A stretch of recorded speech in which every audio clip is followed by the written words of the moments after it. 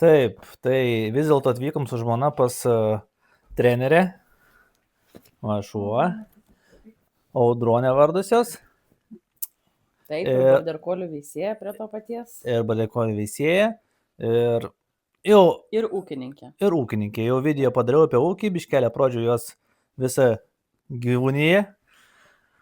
Matėte? Ir dabar tokį trumpą padarysim interviu, dėl ko verta šitokius šuniukus turėti ūkyje. Ir užduosiu kelis klausimus, atsakys. Kaip įmanoma plačiau, manau. Ne pirmas kartas daro interviu jinai. Tai būtų pirmas klausimas, kodėl rinktis bardekolį ganyti ūkyje negu kitus aviganius? Oi, tai čia galima kalbėti daug plačiai ir nesustojant. Borderkolis yra unikalus šuo savo greičiu, savo reakcija, savo judesiu, savo protų galų gale. Jisai yra universalus tiek, kad jisai geba atlikti tiek tradicinio veislės šuns atstovo aviganio darbą, tiek kaip borderkolio, bet pagrindinė jų išskirtinė savybė, kad jie gali dirbti per tolimą distanciją ir dirbti per švilpuką, arba tiksliau tariant su švilpuku. Taip, supratau, viskas aišku, labai puikiai sakėt. Gerai, tada einam prie kito klausimo. Su kokiamis rūšimis gali dirbti šitie šunys? Tai būtų galvijai, avis, antis, kas pas mus yra nedaug ir nepopuliaru, bet būtų populiariausiai, tai galvininkystės ūkiai ir avininkystės ūkiai.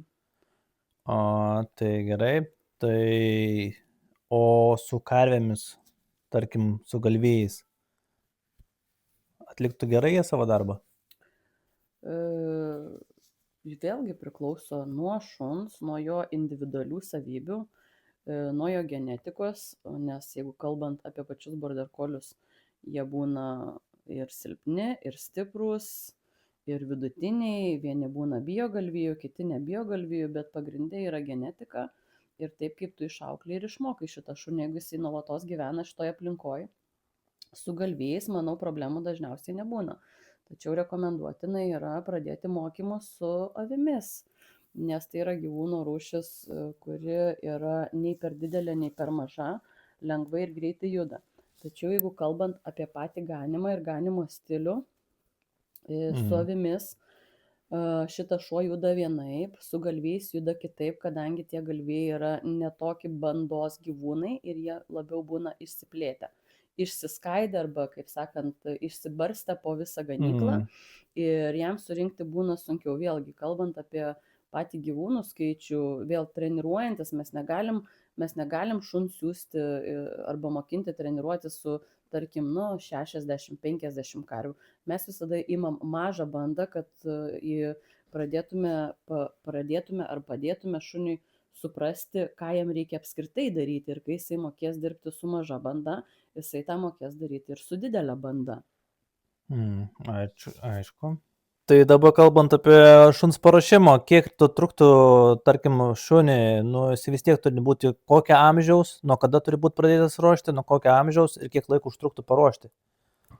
Tai čia supylė daug klausimų. Trumpai. Klausimą, tai trumpai atsakant, tai čia yra liliukas, 2,5 mėnesių.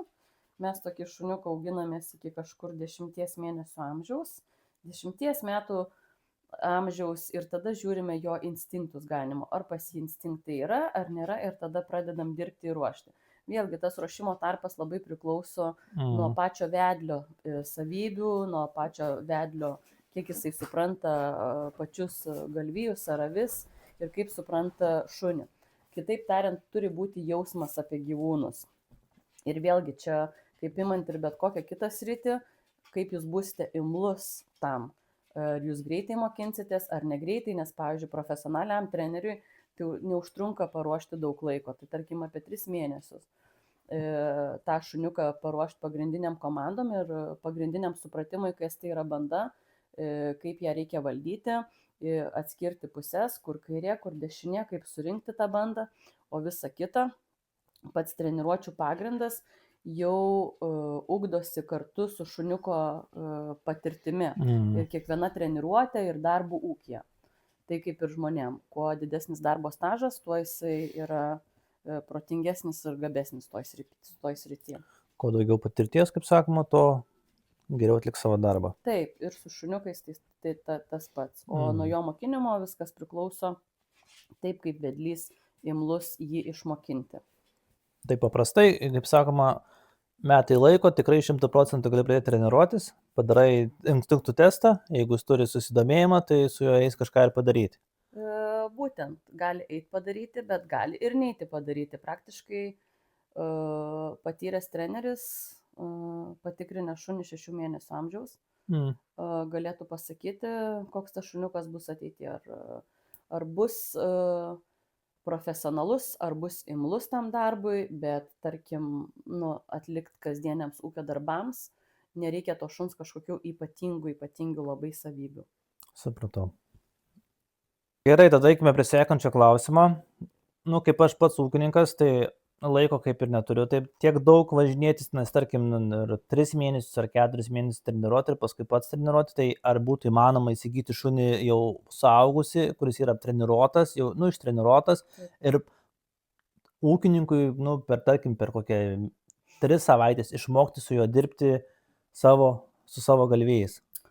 Tai taip, alternatyvos visada yra, jūs nusiperkate ir užaugintą šunį, ir paruoštą tam jau, kuris moka komandas, kaip jas atlikti, kur dažnai ir žmonės klausia, kokią man čia komandą išmokinti, kad aš šuo klausytų. Čia yra tam visas ilgas procesas, kaip jį išmokinti, kad klausytų, nes tiesiog tas vedlys turi tą išmokti daryti.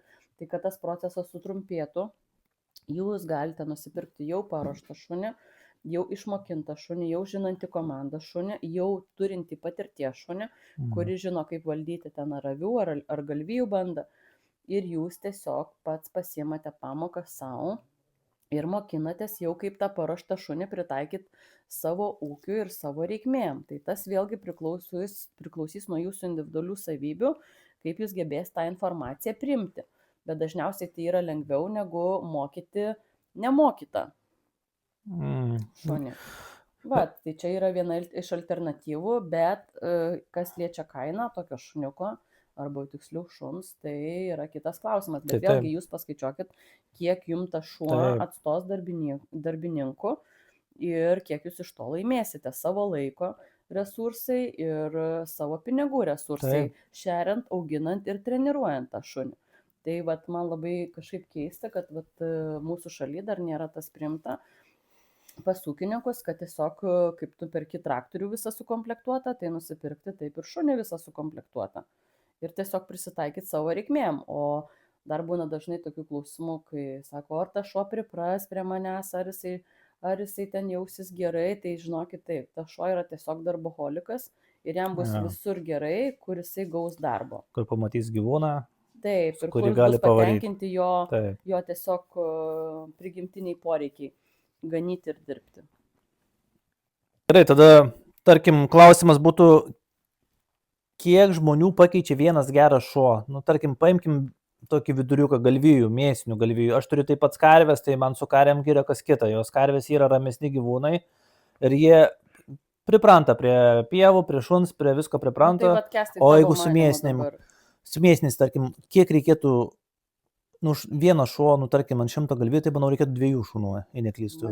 Mažiausiai 2 šunų. Mažiausiai, nes visi pamiršta traumų galimybę, ypač mėsinių galvijų. Vėl, kai šuo dirba su galvijais, traumų tikimybė yra žymiai didesnė negu dirbant su avimis. Bet vėlgi, tas šuo aišku išmoksta išvengti tų traumų ir saugosi.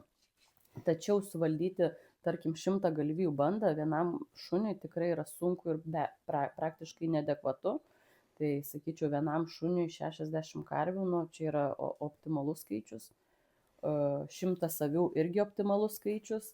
Vėlgi, kiek žmonių atstoja, jeigu einant prie to klausimo, tai šiuo atveju priklauso nuo ūkio dydžio. Pavyzdžiui, Kęstai, pas tavę yra karvės, tai, pavyzdžiui, kiek tu manai tavo šuo atstoja žmonių tavo ūkyje? Mano ūkyje tai tikrai vieną atstoja. Tai teoriškai pagalvojus, jeigu vienas žmogus, tai jau gaunasi jau pinigais jau 10 000 per metus susitaupo, 12 000 su viršum, tai jeigu 2 žmonės, tai jau 24, tai ta šuo jau per metus laiko atsiperka ir tau pinigų staupo. Jeigu reikia daug didesnės bandos, bet pas mus, kai karvės yra, tai mums vieno užtenka. Aišku, jeigu susitraumuotų būtų mums jau šakės, gaučiau išeiti pats gaudyti tas karvės, bet kol kas nesusitraumuoja. Taip, tai va, kaip sakai, susitraumuoja šuo, o jeigu susitraumuoja žmogus, tai vėlgi Dar blogiau. kaštai kitokie. Tai sakau, dažniausiai ūkiuose ir turi šitų šunų ne po vieną, o po 2, po 3, po daugiau, kad būtent vienas galėtų dirbti, tarkim, ryte, kitas vakare, vėlgi priklauso, kokie pas tave laukų plotai, ar dideli, ar maži, ką jam reikia daryti. Pavyzdžiui, avininkystės ūkiuose tau reikia visada dideliuose ūkiuose susirinkti tas avis, susiskaičiuoti ėriukus, vėl ėriavimosi periodas, kai būna vėl, tarkim, matai, tarkim, beseriuojančią avį lauke, tau ją reikia, tarkim, neištraukti ėriuką, ne, ir ją reikia pasilaikyti. Kaip tu ją pagausi laukuose? Nu niekaip, tiesiog šuns pagalba tu ją įsivarai į kampą ar į tvartą ir tada, žinai, atlieki tą procesą. Tai čia vėlgi, žinai, žiūrint kokiais tu kaštais skaičiuosi ir kiek tu tą šunį naudosi. Žinai, bet vėl, jei ten žmogus laksto su kibirėliu avižų ir šaukia tas avytės, žinai, laikydamas jas 10 avių, tai ta šuo niekada neatsipirks. Taip. Ir bus tau tik tais kaip pramoga. Bet jeigu tu žiūri iš ekonominės pusės, tai kaip ir tu pats minėjai, imi metus tau kainuoja ta šuo 10 000, imi 2 metus jau kainuoja ir 20 000, atsiperka ir tu sutaupai žmogui. Aišku, šuo ne robotas, negali dirbti nesustodamas. Taip, bet yra alternatyva, kad... Ne, bet tai nereikia šuniui dirbti apvalius metus, reikia apie tai pagalvoti, o žmogus dirba apvalius metus. Vis tiek gyvūnai būna žiemą jie uždaryti, arba būna mažesniuose aptvaruose ir jie, nebūna, kad palaidi būna laukuose. Retai tokiuose ūkiuose, manau, būna mažesniuose, didesniuose gal ir būna. Aš nesutikčiau, pavyzdžiui, kadangi pas mus žiemos nėra labai gilios dabar ir tarkim gerai, mes kalbam tik tais apie suaugusius galvijus, ne, o yra prieauglis. Tarkim, žiemos metu vėl paaugusi prieauglį, tau reikia atskirti, tau reikia susivaryti, tau reikia sukontroliuoti, tarkim, vėlgi tu krauni galvijus į priekabą išvežimui tenais, į skerdyklą, dar kažką. Ta šuo vėl nepamainomas darbininkas, nes vėl to šuns reakcija niekada net to žmogaus reakcijos vien su pavarimu, nenaudojant elektrošoko, tiesiog natūralią šuns elgseną ir instinktą, kai galvijas ten ar avis eina tiesiog nuo plėšrūno. Taip. Gerai, tęsiant klausimus, tai dabar aš manau, visiems būtų įdomu, kiek kainuoja mažas šuo, ten 2 mėnesių, ir tarkim jau paruoštas šuo, kuris gali pilnai atlikti savo darbą, ir kokias būtų kainos. Tai čia ne jokia paslaptis, paskambinus normalų veislyną, pasakius savo poreikius, visada sužinosi kainą. Tai tos kainos yra, vėlgi priklauso nuo šuns genetikos, nuo linijų, nuo medžio, nuo čempionų, profesionalų tėvų ir taip toliau. Visada noriu pabrėžti, kad nebūtinai čempionai tėvai išgimdys arba išsigaus čempioniški vaikai. Nes čempionais negimstama, o tampama. Ir kitas dalykas, tai šuniukų kaina, pradėkim, kad yra nuo 1500 eurų.